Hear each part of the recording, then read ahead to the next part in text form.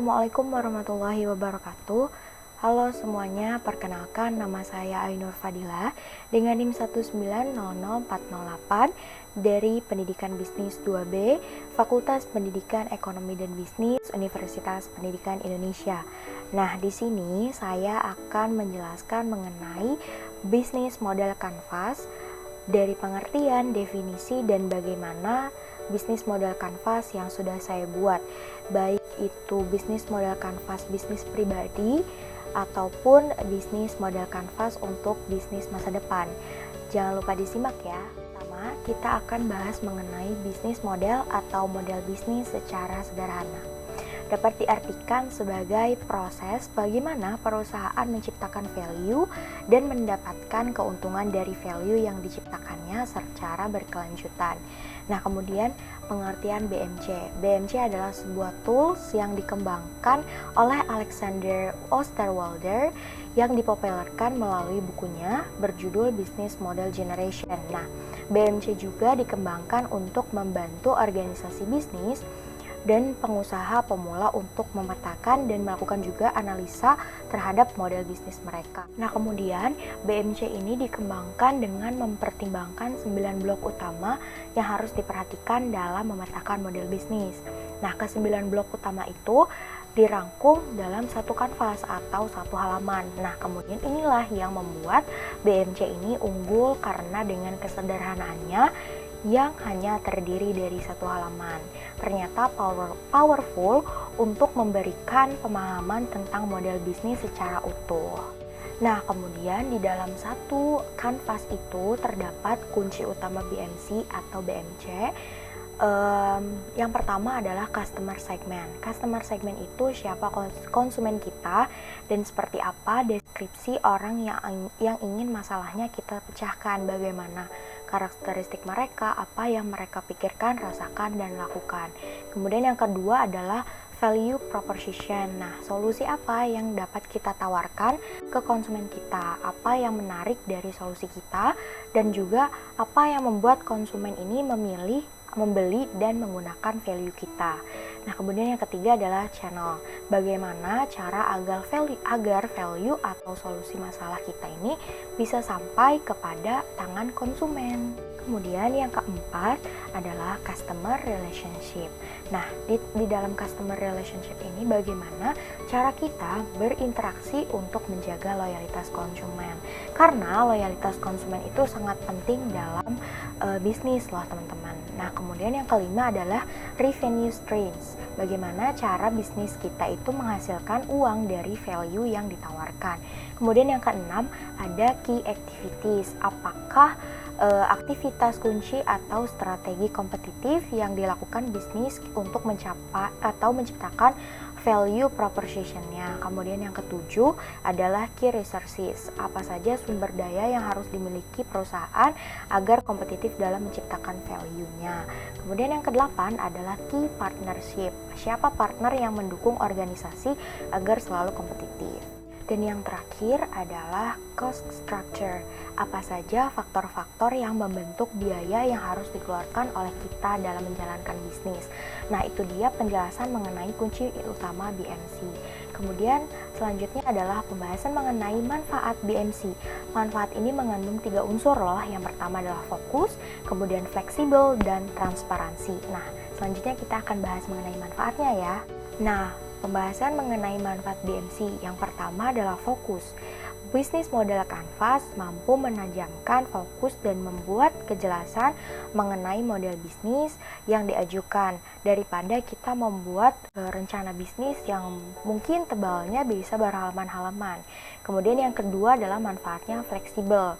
Kenapa fleksibel? Karena BMC ini sangat bermanfaat karena mudah juga untuk dimodifikasi dengan tetap memberi pandangan secara menyeluruh terhadap model bisnis. Nah, kemudian yang ketiga adalah transparansi karena BMC ini dapat digunakan untuk mengkomunikasikan visi dan model bisnis kepada tim. Nah, dengan BMC ini, tim menjadi lebih mudah mengerti apa model bisnis di dalam organisasi tersebut. Nah, itu dia manfaat dari BMC. Nah, kemudian pembahasan selanjutnya kita masuk kepada penampilan BMC yang sudah aku buat, yang sudah saya buat. Yang pertama mengenai bisnis yang sudah berjalan, yaitu Khaira Scarf atau bisnis hijab saya yang selama ini sudah saya jalankan. Yuk kita simak BMC-nya. Nah, di sini teman-teman bisa lihat penampilan BMC untuk bisnis yang pertama, yaitu bisnis yang sudah dijalankan. Yang pertama adalah customer segment. Di sini saya menempatkan customer segmentnya itu untuk mahasiswa dan pelajar dan juga ibu rumah tangga, karena model hijab dan juga aksesoris yang saya jual itu sangat affordable dan juga terjangkau harganya di kantong pelajar dan juga untuk ibu rumah tangga, serta modelnya pun simple yang saya kenakan seperti ini. Nah, ini merupakan model poly cotton yang memang nyaman digunakan. Nah, kemudian di kolom yang selanjutnya adalah channels. Nah, di sini saya memasukkan jaringan langsung. Yang pertama itu ada sosial media. Sosial medianya itu diantaranya Instagram dan juga WA. Kemudian followers Instagram, tentu followers Instagram pribadi dan juga followers Instagram dari Instagram bisnis saya. Kemudian yang ketiga adalah testimoni, karena dengan testimoni pelanggan-pelanggan atau orang-orang yang ingin membeli pastinya tentu melihat dulu nih testimoninya seperti apa, baik atau tidak pelayanannya seperti itu. Kemudian yang selanjutnya adalah customer relationship. Nah, dari customer relationship ini saya gunakan sosial media dan juga diskon serta promo. Nah, selanjutnya adalah revenue stream, itu ada pengguna Instagram, pengguna WhatsApp, dan juga followers Instagram. Kemudian selanjutnya key activities itu ada mencari supplier dengan harga terjangkau, memilih produk yang sekiranya banyak diminati dan juga dicari oleh konsumen, kemudian melakukan promosi di media sosial, Instagram dan juga WhatsApp, serta mencari kemasan produk yang unik, karena di sini saya menjual produk ini dengan kemasan yang saya buat sendiri dan juga saya kreasikan sendiri tentunya. Nah, selanjutnya adalah key resources. Nah, di sini ada sumber daya manusia admin, ada SDM packing dan juga jasa ekspedisi atau pengiriman. Tapi saya belum menggunakan hal ini. Mungkin nanti jika bisnisnya sudah berjalan dengan lancar dan juga mungkin membutuhkan SDM yang banyak, nanti saya akan gunakan key resources seperti itu. Untuk saat ini bisnis saya masih saya handle sendiri karena mungkin masih bisa ditangani oleh sendiri. Kemudian key partnership, yaitu ada supplier hijab di marketplace di Shopee. Saya mengambil produk hijabnya dan juga aksesorisnya dan juga penyedia jasa pengiriman untuk melakukan pengiriman produk kepada konsumen. Nah, memasuki blok yang terakhir yaitu cost structure. Di sini ada dua biaya. Yang pertama adalah biaya membeli kemasan produk atau packaging dan juga biaya cetak greeting card. Nah, untuk greeting card itu saya mendesain sendiri dan juga mencetaknya di marketplace. Mungkin seperti ini desainnya untuk greeting card. Nah, di sini saya ada tanda tangannya. Kemudian di sini juga saya meletakkan Instagram pribadi dan juga Instagram bisnisnya. Nah, di sini saya ucapkan thank you dan juga ada kata-kata di sini untuk mengucapkan terima kasih yang sudah membeli. Seperti itu untuk greeting card dan juga untuk BMC yang pertama, bisnis yang sudah berjalan. Nah, selanjutnya adalah pembahasan mengenai BMC untuk bisnis masa depan. Di sini bisnisnya saya beri nama EIDOS atau Platform Public Speaker. Jadi di sini ini nanti saya akan mewadahi bagaimana orang-orang yang membutuhkan public speaker seperti sekarang ini banyaknya webinar dan lain-lain. Nah, nanti di situ akan ada public speaker yang memang sudah memiliki kriteria yang baik dan juga dapat melakukan kinerjanya dengan baik. Nah, dari perangkat itu, dari aplikasi itu nanti bisa untuk menghubungi public speakernya dan juga melakukan appointment atau perjanjian untuk melakukan webinar dan lain sebagainya. Nah, langsung saja kepada blok yang pertama, itu ada customer segments, ada instansi pendidikan dan juga penyelenggara acara. Kemudian yang kedua, value proposition itu ada memudahkan dalam mencari public speaker, mengefektifkan waktu pencarian, wadah public speaker pilihan terbaik, dan juga bebas memilih public speaker yang diinginkan. Kemudian yang ketiga adalah channels. Channelsnya itu ada jaringan langsung dan jaringan tidak langsung. Jaringan langsungnya itu ada App Store atau Play Store. Di antaranya adalah sosial media, jaringan tidak langsung atau internal.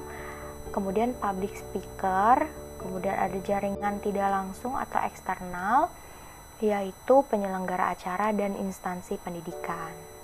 Nah, yang keempat yaitu customer relationship.